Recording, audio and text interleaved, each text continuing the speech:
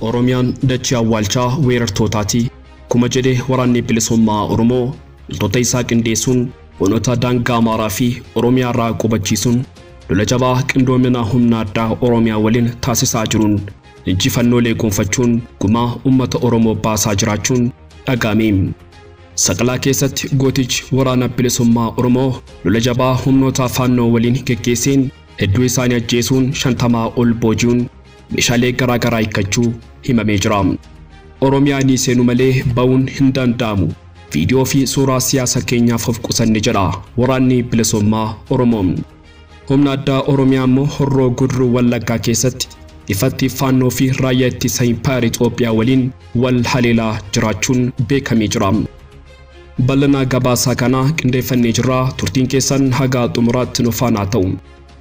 Finfinnee dabalatee hiriirri mormii guyyaa har'aa barattoota Oromoon jabaatee geggeeffamee oolee jira. Barattoonni Oromoo Yuunivarsiitii Walaayittaa Sooddoo, Baalee, Arsii Nageellee fi Shaashamannee warraaqsa Oromoo baraaruutti makamuun beekamee jira. Barattoonni Oromoo Yuunivarsiitii Amboo ibsa akeekkachiisaa bilxiginnaaf dabarsan. Ibsa ejjennoo baasan kanaan haalduree barnootatti isaan deebisuu beeksisanii jiru. Ashamaa harka fuunee kabajamtoota hordoftoota keenya. Odeeffannoolee wayitaawaa muddee 8/2022 kan galgala kanaa qabannee walitti deebinee jirra.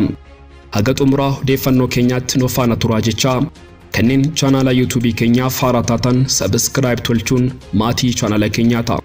Odeeffannooleen wayitaawaa biyya keenyaa saffisaan akka isin dhaqqabuuf qophii keenya like gochuun akkasumas share gochuun hiriyoota keessaniif qooduun nu faana tura. Qophii keenya irratti yaada qabdan ammoo komentii keessatti barreessuun nuuf qoodaa. Odeeffannoo keenya galgala kanaa waliin turtii gaarii.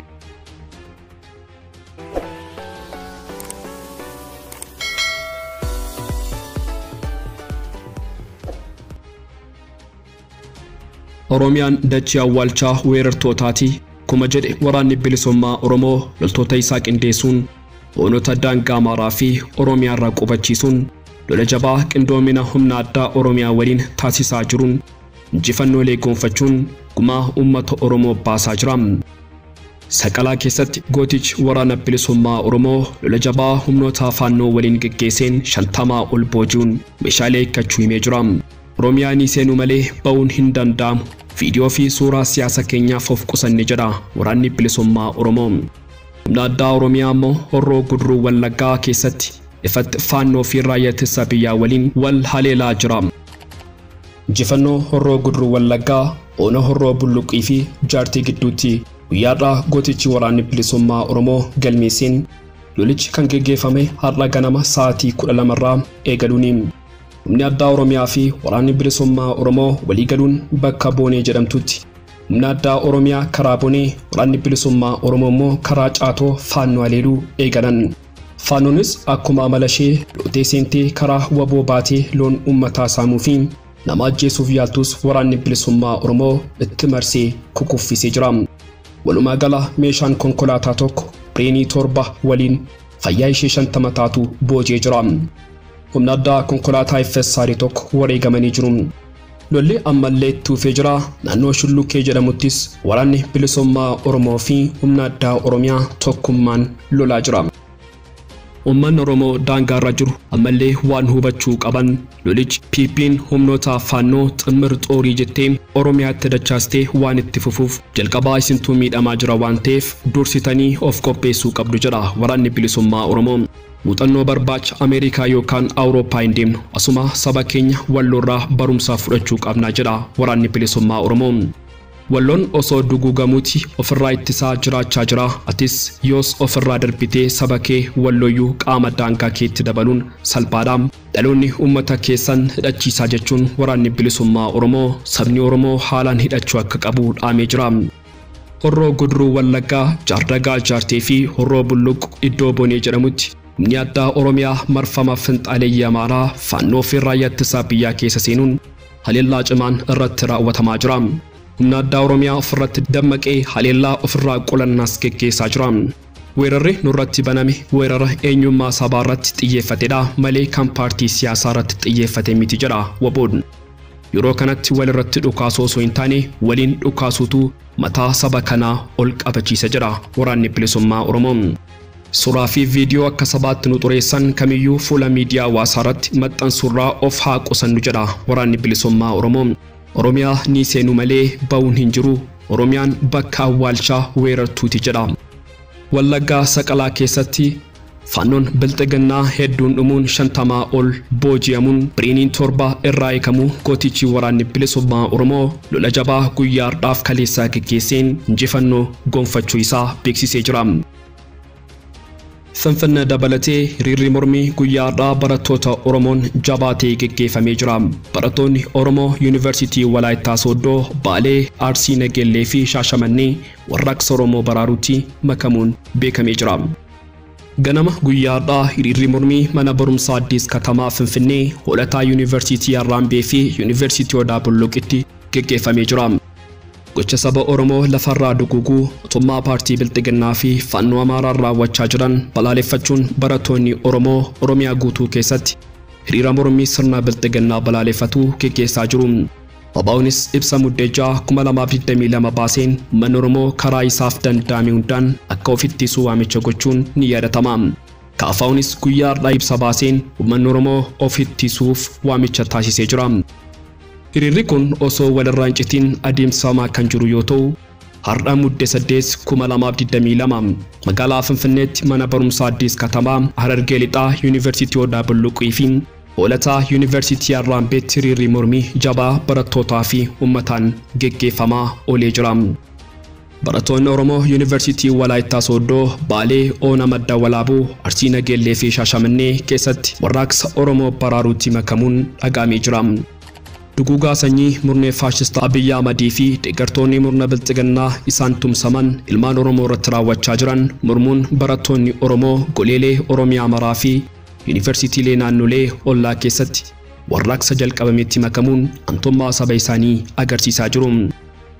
Har'a muddee 8 2022 ganamarraa qabuun barattoonni Oromoo Yuunivarsiitii Walaayittaa Sooddoo godina Baalee Oona Madda Walaabuu mana barumsaa sadarkaa lammaffaa Madda Walaabuu Arsii Nageellee Kibba Lixa Shaggar mana barumsaa Gabbisoo fi Shaashamanneetti mana barumsaa Burqaa Qeerroo sadarkaa lammaffaa hiriira ba'uun dhaadannoolee gochaa duguuggaa sanyii Oromoo irratti geggeeffamaa jiruu fi murna bilxiginnaa balaaleffatu dhageessisuun sirnichis ammaan booda Oromoo akka bakka hin buune ibsaa oolanii jiru. Hiriira kanarratti murna bilxiginnaa fi finxaaleeyyiin Amaaraa duguuggaa sanyii Oromoo irratti raawwachaa jiran seera idil addunyaan nuuf haa gaafataman jechaan mootummaan tumsamee Oromoo irratti raawwachaa jiru haa dhaabbatu. Bilxiginnaan diina keenya, bilxiginnaan uummata Oromoo bakka hin bu'u. Oromiyaa rakkoo kana keessaa ba'uuf biyya ta'uun dirqama. Dhiigni Oromoo dhangala'u nuufis dhiiga keenyaa fi murna bilxiginnaa filannoo mataa isaan aangoo rabee aangoo gad haa dhiisu jechuun dhaadataa oolanii jiru. Amanamtoonni Abiyyi Ahmadii fi finxaaleeyyii Amaaraa barattoota hiriira ba'uun sanyii duguuggaa Oromoo irratti raawwachaa jiru kana balaaleffatan uleen tamsaasuun barattoota hedduus qabanii hidhanii jiru. Warraaqsi Oromoo baraaruu guyyaa 4ffaa lakkoofsise kun haga bilisummaa Oromoo fi walabummaa Oromiyaatti akka itti fufu barattoonni hiriira kana qindeessaa turan himanii jiru. Barattoonni Oromoo Yuunivarsiitii Amboo ibsa akeekkachiisaa bilxiginnaaf dabarsan. Ibsejjennoo baasan kanaan haalduree barnootatti isaan deebisuu beeksisanii jiru. Barattoonni Oromoo Yuunivarsiitii Amboo haalduree gara barnootaatti isaan deebisuu ibsejjennoo baasuun beeksisan. Nuyi barattoonni Yuunivarsiitii Amboo haalduree gara barumsaatti nu deebisuu akka armaan gadiitti murteeffannee jirra. Tokko ajjeechaan qaama faannoo jedhamuun uummata Oromoo irratti duguuggaa sanyii raawwachaa jiru haga dhaabatutti. 2 mirgi yaada keenya bilisaan ibsachuu hanga nuuf kennamutti. 3 doorsisni warra qaama nageenyaa ofiin jedhuun barattoota irra ga'u haga dhaabbatutti. 4 barattoonni qaama nageenyaa abbaayirreen qabamanii jiran haga gadhiifamanitti. Nuti barattoonni Yuunivarsiitii Amboo utuu lafeen cabuu, dhiigni dhangala'uu, mormi namaa muramuu fi gubatuu qe'ee isaarraa buqqa'uu sammuu ittiin tasgabboofnee barannuu hin qabnu. Hubachiisa. Barattoonni Amboo Yuunivarsiitii hundi keessan ibsa barattoota kanarra darbuun yoo daree seentan dhiigni uummata Oromoo dhangala'aa jiru isin haa gaafatu. Akkuma diggaa saaqoo korma dhabu morma hin dhabu jedhee abbaa horichaa ta'e nuyis aarsaa morma keenyaan goone Oromoof Oromiyaa ni tiksina. Tokkummaan Oromiyaa haa baraarru jedha. Barattoonni Oromoo karaa nagaan sagalee dhageessisan yuunivarsiitiiwwan adda addaarraa jumlaan ukkaanfamuun dhagahame. Yuunivarsiitii Dirree Dhawaatti barattoonni Oromoo gocha sanyii duguuggaa faannoon Amaaraa uummata nagaa irratti labsee balaaleffachuun hiriira ba'an ukkaanfamanii achii buuteen dhabamuu maddeen himanii jiru. Isaan keessaa muummee makaanikaal injineeringii keessaa Boonaa Bisaa Baacaa Sabbooqaa barataa Hundee, muummee afaan Oromoo keessaa Maatiyoos Kumarraa barataa Biqilaa, barataa Solomoon, barataa Daani'el Tasfaa, barataa Dameem, barataa Yohaannis, barataa Eliyaas kanneen jedhaman Tikaa Piippiin ukkaamsamuun hidhamanii jiru. Duudhumaa wal fakkaatuun waraanni mootummaa barattoota yuunivarsiitii Amboo kaampaasii Hacaaluu Hundeessaa baratan 40 ol ukkaamsee dhabamsiisee jira. Kanneen keessaa kan maqaan arganneem barataa Firaa'ol Geetaawun, barataa Sanyii Asaffaa, barataa Abdii Guddinaa, barataa Roobeel, barataa Lataa kanneen jedhaman kan maqaa isaanii argannedha. Bifuma wal fakkaatuun yuunivarsiitii Wallaggaa Damee Gimbiirraa barattuu Eeden Aabaa akkasumas yuunivarsiitii Mattuurraa barataa Gaaddisaa Sabbooqaa, barataa Saamu'eel Malkaamuu fi Finfinnee mana barumsaa Jeneraal Taaddasaa Biruurraa immoo barattuu Yordaanos humnoota Piippiin ukkaanfamuun yeroo oduu kana qindeessinetti eessa akka buufaman kan hin beekamnedha. Egaan kabajamtoota hordoftoota keenya odeeffannoolee wayitaawaa nuti galgala kanaaf qabannee dhiyaan sumaratti goolabama. Kanneen chaanala YouTube keenyaa faara taatan subscribe tolchuun maatii chaanala keenyaa ta'a. Odeeffannooleen wayitaawaa biyya keenyaa saffisaan akka isin dhaqqabuuf qophii keenya like gochuun akkasumas share gochuun hiriyoota keessaniif qooduun nu faana tura. Aga xumuraa odeeffannoo keenyaatti waan nu faana turtaniif galatooma.